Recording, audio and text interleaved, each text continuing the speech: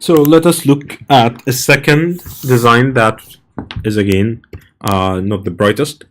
So in this design, you basically sorry, you basically initialize a flag and a simple variable that you're going to use to indicate whether some thread has possession of a lock.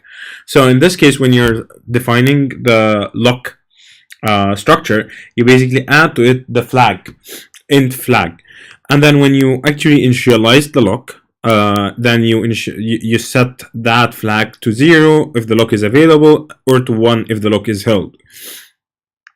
And then when the lock function is called, you basically set the lock to 0, to 1 if it's 0 basically, or you set it or you just wait. So if the lock is 0, that means it's available, so you can just go ahead and set it to 1.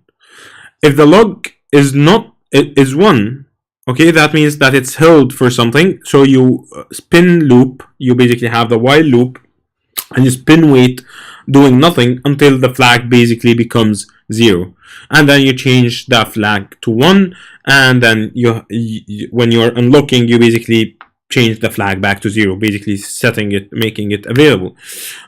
Is this a working solution?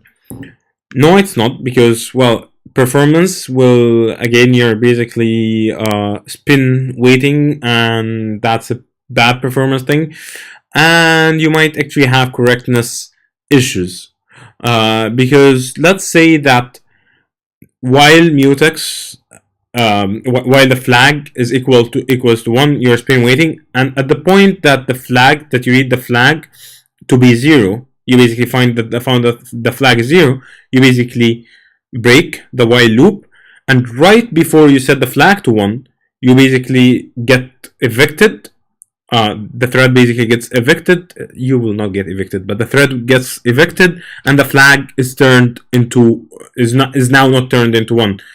And at the same time, because that thread is very unlucky, another thread basically gets scheduled, and that new thread that gets scheduled will basically just set the flag to 1.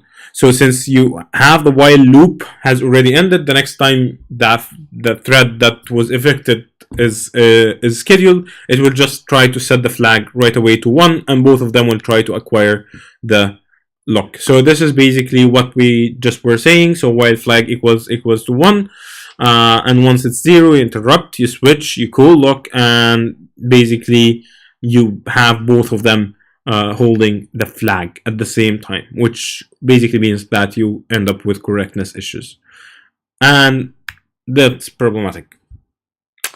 So the hardware, basically, the hardware designers, they looked at this problem and they were like, yeah, this doesn't work. Disabling interrupts does not work. So what do we do? So instead of having the system basically doing the test and set, doing the flag part on its own, they basically came up very early, actually as early as the 1960s, with the test and set assembly command. And almost all systems today provide this kind of support, that you basically have some locking functionality, basically locking functionality or safe locking functionality implemented in the hardware. Okay, this is basically the Boros B5050, which, wow, it's a very old machine. Okay, so the test and set instruction is basically the simplest hardware instruction that supports locking, basically. Okay, the test and set instruction does the following in C code, sort of. If you are basically going to look at it in C code, then it would look something like this. You basically have a test and set, and you have an old pointer, and you have a new pointer. Okay, you initialize a new pointer, and then you set you fetch the old pointer value, okay, to the old basically, which is int old. You define a new variable old, and you basically fetch the old pointer value, and you store the new value into the old pointer value, and you return the old value. Okay, this is kind of confusing, right? So let's basically go into more details on how test and set works.